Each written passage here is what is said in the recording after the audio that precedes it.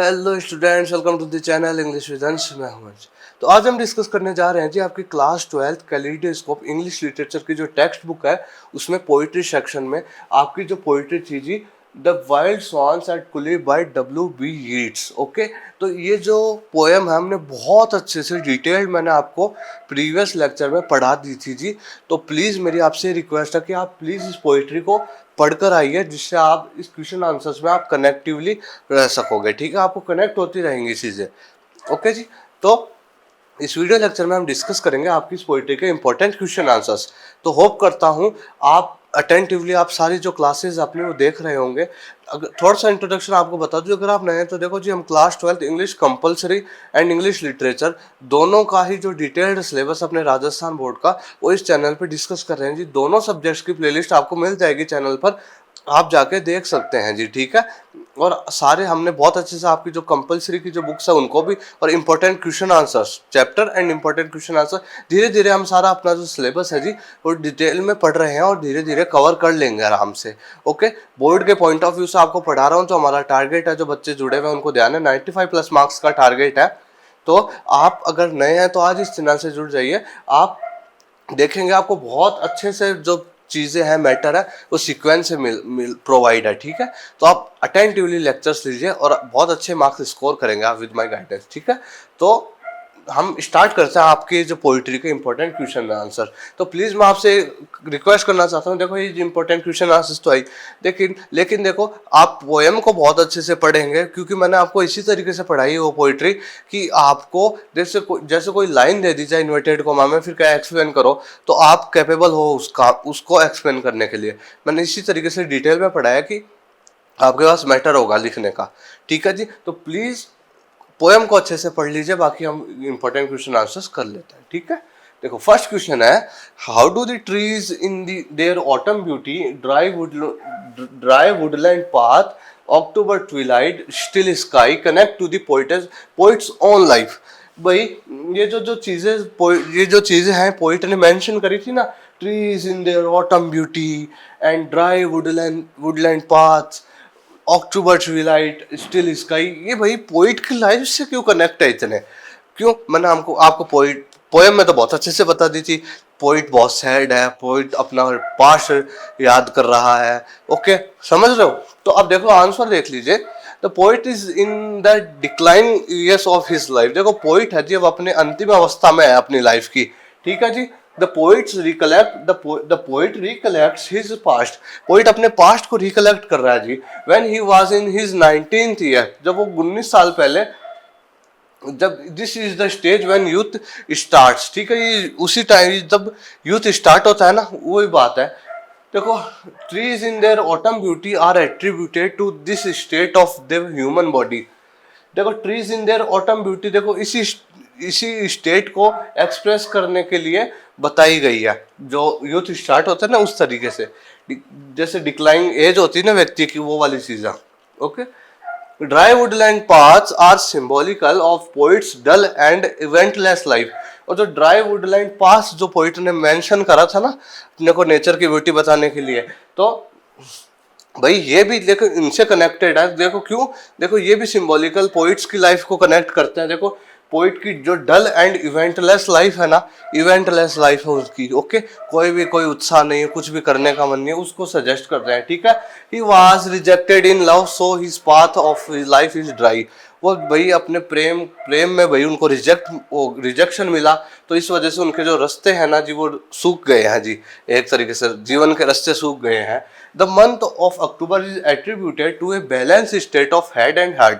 और जो अक्टूबर का जो महीना को ये करा है ना मेंशन करा, तो ये किस चीज़ को बताता है? देखो बैलेंस स्टेट एक संतुलन स्थिति को बताता है हमारे मस्तिष्क की और हमारे दिल की। ठीक है, it is a symbolical of the seriousness of the poet's life. और ये अक्टूबर जो ट्विलाइट है ये भी पोइट की जो सीरियसनेस है ना लाइफ को लेकर, उसको एट्रीब्यूट कर रहा है, बता रहा है जी। ठीक है, स्टिल स्काई जो शांत आकाश है, ये किसको सिंबलाइज कर रहा है? Symbolizes the motionless state of the poet's life.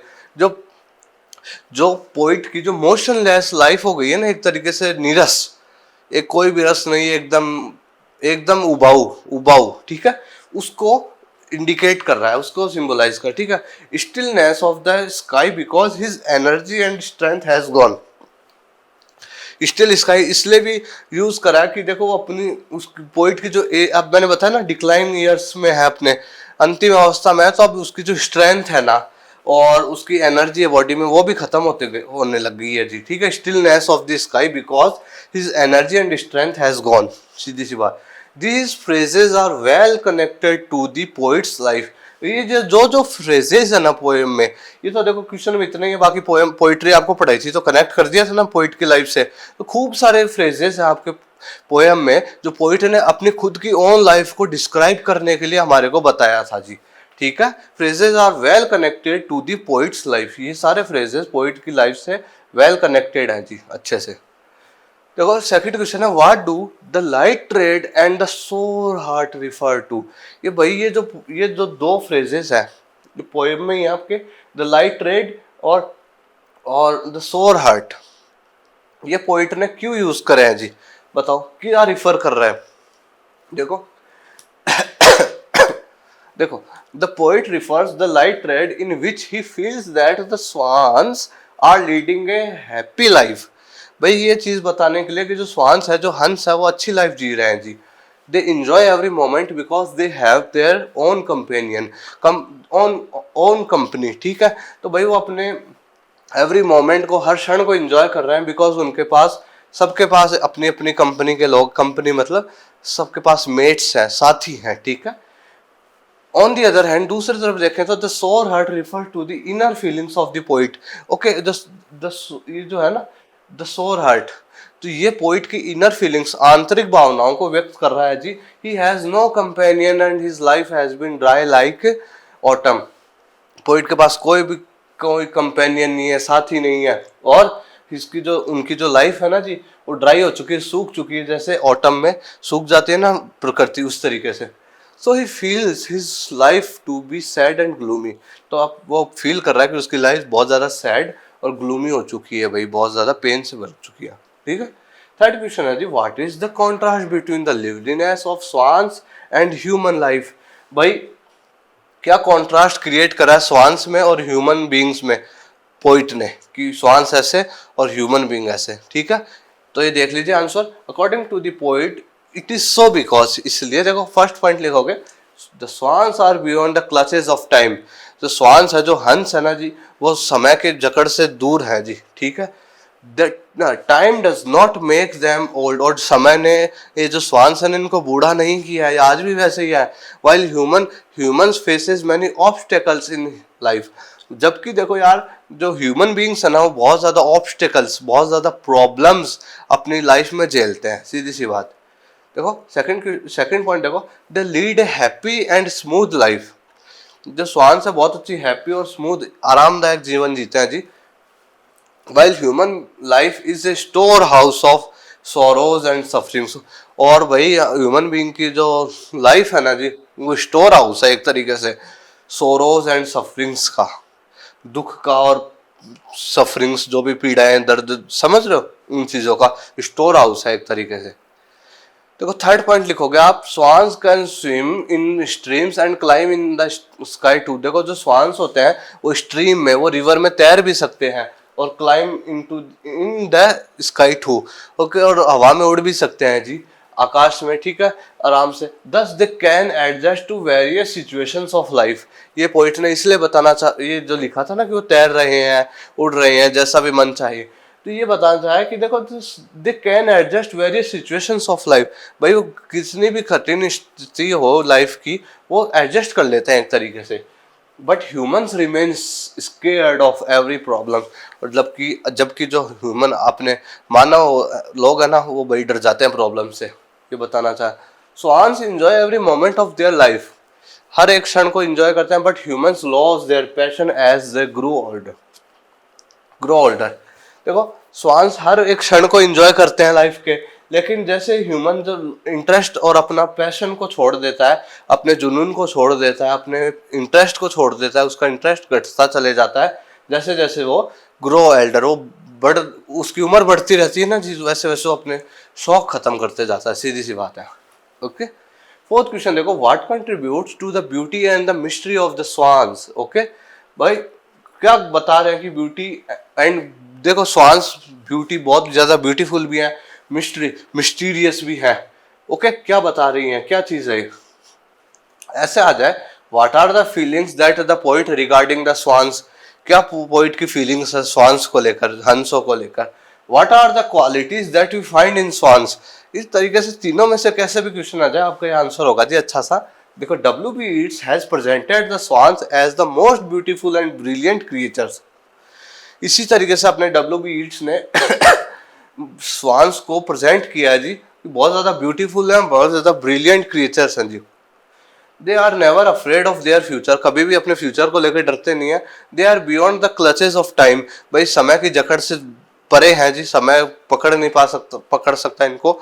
They always feel happy in the company of their companions, भाई हमेशा हैप्पी फील करते हैं उनके साथियों के साथ वो। Okay, they have achieved everything in life like youth beauty. Okay, इसका आगे आ गया है जी, ठीक है। देखो, they have achieved everything like in life youth beauty, देखो सब कुछ अचीव कर चुके हैं वो अपनी लाइफ में, यूथ जवानी, energy, love. Okay, love, okay, beauty और यूथ और लव एंड एनर्जी, ठीक है, ETC। They always remain passionate and enjoy life to fullest, देखो हमेशा वो जुनून से भरे हुए रहते हैं। दे ऑलवेज रिमेन पैशनेट, जुनून से भरे हुए रहते हैं और लाइफ को एंजॉय करते हैं पूरी तरीके से, fullest. Their life style, happiness, energetic and youthful life contribute to the mystery and beauty of their life. उनकी जो हैप्पीनेस है, उनकी लाइफ स्टाइल, उनकी एनर्जी है उनमें इतनी, उनका जो एक तरीके से वो इतने एनर्जेटिक लगते हैं कि जैसे जवान है, ये सारी जो चीजें हैं ना, यही बताती कि वो बहुत ज्यादा मिस्टीरियस है, बहुत ज्यादा रहस्यमयी है, बहुत ज्यादा ब्यूटीफुल है, ठीक है। These swans are always the reflection of the poet's internal feelings and inner feelings। तो ये जो स्वान्स है, ये पोइट की जो इनर फीलिंग्स है ना, इंटरनल फीलिंग, आंतरिक भावनाओं को रिफ्लेक्ट कर रहे हैं, सीधी सी बात है। तो ये बहुत अच्छा आंसर था जी आपका। ओके, फिफ्थ क्वेश्चन देखो, what does the poet want to say in these lines. ये एक्स्ट्रा क्वेश्चन है जी, ओके, एक्स्ट्रा क्वेश्चन सर। आप सोच रहे होगे कि ये तो बुक में एक्स्ट्रा क्वेश्चन एग्जाम के लिए एक्सपेक्टेड है, एग्जाम के पॉइंट ऑफ व्यू से इंपॉर्टेंट रहते हैं। What does the poet want to say in this line, poet क्या कहना चाहते हैं इन लाइंस के थ्रू। देखो, पैशन और conquest, wonder where they will, attend upon them still. पढ़ाया था पोएम में आपको मैंने, ठीक है। देखो आंसर देखो, according to the poet, passion and conquest are two opposite concept which he sees to be eternal force with in the swans. देखो, पैशन और कॉन्क्वेस्ट, पैशन जुनून, कॉन्क्वेस्ट यानी विजय प्राप्त करना किसी भी चीज पे, दोनों अलग अलग कॉन्सेप्ट्स हैं जी। Which he sees to be eternal force with in the swans, और पोइट को फील होता है कि ये जो चीजें हैं ये स्वान्स के अंदर है जी। ओके, ये जी पैशन है जी।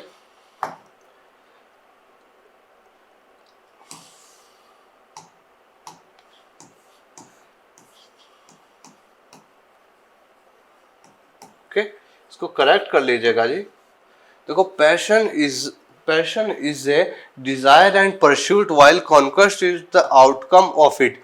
देखो, पैशन होता है, देखो वो कोई डिजायर होती है, फिर उसको पा लेने की एक जिद होती है, ठीक है। वाइल विजय प्राप्त करना, conquest is the outcome of it. और ये कॉन्क्वेस्ट हम तभी होते हैं जब हमारी डिजायर से हम वो चीज प्राप्त कर लेते हैं, तो हम एक तरीके से कॉन्क्वेस्ट हो जाता है, विजय प्राप्त कर लेते हैं, इसलिए conquest is the outcome of it. Okay, he believes that his own time is passing but swans will always be there so that they may inspire people and with their beauty and peaceful life। Poet feel करता है, महसूस करता है कि भाई उसका खुद का टाइम तो जी है, वो बीतता चला जा रहा है, लेकिन स्वान्स है जी वो अभी भी वैसे के वैसे हैं, ऑलवेज भी देयर, और हमेशा यहीं रहेंगे। सो दैट, इसलिए they may inspire people with their beauty and peaceful life.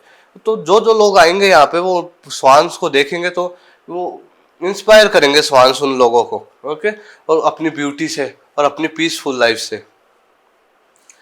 They will also inspire people to accept life duality. Okay भाई, ये स्वान्स जो हैं ये उनको एक्सेप्ट करवाएंगे कि भाई लाइफ की जो ड्युअलिटी, जो द्वंद्वात्मक स्थिति होती है ना जी, भाई दुनिया इस टाइप की होती है, वो चीज़ें भी बताएंगे। And it's complex nature day per day life. और स्वांस ये चीज़ भी रियलाइज कराएंगे, उनको इंस्पायर कराएंगे कि भाई जो नेचर में चेंजेस आते जाते हैं ना, कॉम्प्लेक्स चेंजेस, जटिल कठिन चीज़ें आती रहती है नेचर में। Okay, day per day life, okay, रोज प्रतिदिन। ठीक है, ये आपका 6 क्वेश्चन है जी। Write the summary of the poem wild swans at Coole. देखो आ जाए ना तो आपका बहुत अच्छी सी समरी है, हिंदी बताने की जरूरत मुझे लगता नहीं है पड़ेगी जी। ओके, फिर भी आप देख लीजिए। The poet W.B. Yeats visit a park where he has watched swans for many years. Got it? Okay. As he looks at the swans swimming on the water, he realizes that while they remain unchanged and full of life, भाई बाद में भी देखा ना तो उसको ऐसा लगा आज भी ये वैसे के वैसे हैं और बिल्कुल अनचेंज्ड हैं, बिल्कुल भी नहीं बदले, और आज भी फुल ऑफ लाइफ हैं, एकदम एनर्जेटिक है। While observing all these, he is thinking about his own bygone better days. भाई इनको याद देखते हुए भाई अपने बायगॉन डेज, अपने पुराने बीते हुए दिनों को याद करने लग जाता है जी। The poet at once recalls his earlier visit to the lake 19 years ago. A poet visit, अब अपनी जो 19 साल पहले विजिट करा था इस पार्क में, वो याद करने लग जाता है कि that time he was trying to count the swans but all of sudden all the swans flew away in the sky. भाई बता रहे कि 19 साल पहले भी मैं इस पार्क में आया था, तब मैंने चाहा कि मैं इनको काउंट करूँ कितने हैं। तो जैसे उसने स्टार्ट करा, ऑल ऑफ सडन एकदम से क्या हुआ, अचानक से the swans flew away in the sky, हवा में उड़ गए जी, आकाश में उड़ गए जी। The poet finds that swans are unaffected from the clutches of time. और पोइट कह रहे हैं कि भाई ये जो स्वान्स है जी अनअफेक्टेड है, इन पे कोई प्रभाव नहीं पड़ा समय का, कि समय के साथ साथ प्रभाव पड़ जाती है ना चीज़ों में, लेकिन ये समय की जकड़ से परे हैं जी। Okay, they have their own love with them. भाई प्रेम है आज भी उन लोगों के उनमें उनके, ठीक है, उनके उनके परस्पर, मतलब इन बिटवीन उनके वो प्रेम करते हैं, उनमें प्रेम परिपूर्ण है। ठीक है, the poet realizes he has aged and lost his youthful energy. फिर पोइट को रियलाइज होता है इनको देखकर कि यार ही हैज एज्ड, वो भाई बूढ़ा हो चुका है, उसकी उम्र बढ़ चुकी है, और he lost his youthful energy, और अपनी जो जवानी की जो एनर्जी थी उसको भी खो चुका है जी यार वो। He feels everything has changed, सब वो फील करता है कि सब कुछ बदल गया है यार। He has lost his love, happiness, peace, enjoyment, passion, it, ठीक है, सब कुछ खो चुका, वो अपने प्रेम को, अपनी खुशी को, अपनी शांति को, अपने इंजॉयमेंट को, अपने पैशन को, सब चीज़ों को खो चुका। ही ऑलवेज रिमेन्स इन डिस्ट्रेस, हमेशा ग्रेट पेन में रह, डिस्ट्रेस ग्रेट पेन, बहुत ज़्यादा दुख में रहता है जी, और सैड रहते हैं। So he recollects his better days in this poem. तो इस पोएम में वो अपने जो पुराने अच्छे दिन थे इन स्वान्स के थ्रू याद कर रहे हैं जी। 7th क्वेश्चन है जी, write a note on the symbolism in this poem the wild swans at Coole. ये पोइट्री आपकी सिंबल से भरी हुई है जी। ओके, तो ये क्वेश्चन आ जाए तो आपको ऐसे लिख कर आना है जी। The poet has presented a number of symbol in this poem, बहुत सारे सिंबल्स का यूज करा है जी। We find that the image of dry path is symbol of dryness and eventless poet's life. जो ड्राई पाथ इस चीज को एट्रीब्यूट करते हैं, जो पोइट की लाइफ की ड्राइनेस है ना, सूखापन है, रूखापन है उसको। ओके, इवेंटलेस लाइफ, कोई भी इवेंट नहीं, कुछ भी जो भाव सब कुछ खत्म, इस तरीके से। The word of the lake symbolizes life and abundance, and the world of the poet is dominated by dryness and autumn. भाई ठीक है, तो इस तरीके से the swans remain unchanged, लेकिन जो swans है वो आज भी वैसे के वैसे हैं। They are symbol of beauty, eternity and energy. They are the divine creatures. They have achieved everything in life like youth, beauty, love, energy, freedom, ठीक है। They always remain passionate and enjoy life to the fullest. Swans also represent creativity, beauty and life. Okay, twilight serves as a symbol of the poet's descent into his declining age. और twilight है जी, वो भी इस तरीके को, इस चीज़ को सिंबलाइज कर रही है कि जो पोइट है, जैसे जैसे ट्विलाइट यानी शाम के टाइम, ओके। तो ये जो चीज़ है पोइट की, इस चीज़ को इंडिकेट कर रही है कि पोइट की जो एज है ना वो डिक्लाइंग एज में है, वो अपने जीवन के अंतिम उस एज में है जी, ठीक है।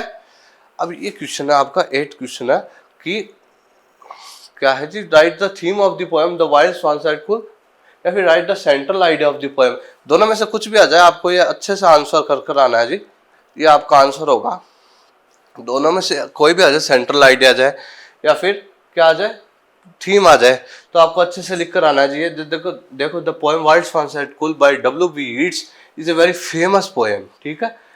There are many themes which the poet wants to convey the readers. They are, देखो बहुत सारी थीम्स निकल कर आती है जो पोइट है वो कन्वे करना चाहता है रीडर्स को। देखो क्या है, ageing and loss, okay, passage of time, समय का बीतना, एजिंग, उम्र का बढ़ना, फिर गवा देना, चीज़ों को गवा देना, नेचर्स ब्यूटी, प्रकृति की सुंदरता को, अनफुलफिल्ड डिजायर्स, पूरी नहीं हुई हुई डिजायर्स को, लोनलीनेस, अकेलेपन को, इमॉर्टलिटी, ओके, अमरता को, ऑफ नेचर, दो नेचर की अमरता को, क्योंकि नेचर कभी भी चेंज नहीं होती, उस चीज को दिखा रहा है, दिखा रही है। थीम्स निकल कर आती है इस पोइट्री की, ठीक है। अब देखो, the poet mention swans as a symbol to convey his inward feelings, ठीक है। तो पोइट ने स्वान्स को मेंशन किया एज ए सिंबल, प्रतीक के रूप में, बस अपने इनवर्ड फीलिंग्स, अपनी आंतरिक भावनाओं को व्यक्त करने के लिए। They have achieved everything in life like youth, beauty, love, energy, freedom, etc. ठीक है। They always remain passionate and enjoy life to the fullest. बता चुका हूँ। The poet also conveys the idea that the poet feels everything has changed totally. ये भी बताना चाह रहे कि सब कुछ बदल चुका है जी पूरी तरीके से। He has also aged and lost his excitement, love, happiness, peace, etc.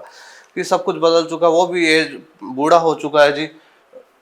Lost his excitement, अपना एक्साइटमेंट खो चुका है, लव खो चुका है, हैप्पीनेस खो चुका है, शांति खो चुका है जी, ठीक है। द स्वान्स, जो मतलब बेसिकली नेचर का सिंबल है जी, और beyond the clutches of time. तो स्वान्स के थ्रू ये भी बताने को प्रयास करा है कि जो नेचर होती है वो इस समय से परे होती है, समय के साथ साथ बदलती नहीं है जी, ठीक है। क्लचेज ऑफ टाइम, समय की जड़ों से, समय की जकड़ से परे होती है जी। Time does not make them old, समय है वो इनको ओल्ड नहीं करता है स्वान्स को, और स्वान्स किसका सिंबल है, नेचर का, ठीक है। While human face many obstacle in their life, एक तरीके से, और जो ह्यूमन है यार, मानव है, वो बहुत ज़्यादा ऑब्स्टिकल्स, प्रॉब्लम्स अपनी लाइफ में झेलते हैं जी। Human life is a storehouse of sorrow and sufferings, ठीक है। स्टोर हाउस है अपनी दुख और पीड़ाओं का, सब चीज़ों का, ठीक है।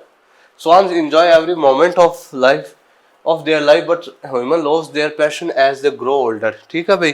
भाई स्वान्स एवरी मोमेंट एंजॉय करते हैं अपनी लाइफ का, और जो बट ह्यूमंस हैं जैसे जैसे बड़े होते जाते हैं, जैसे जैसे बढ़ते रहते हैं, पैशन खत्म कर देते हैं, अपना जुनून खत्म कर देते हैं। We know the poet's view that the humans are immortal.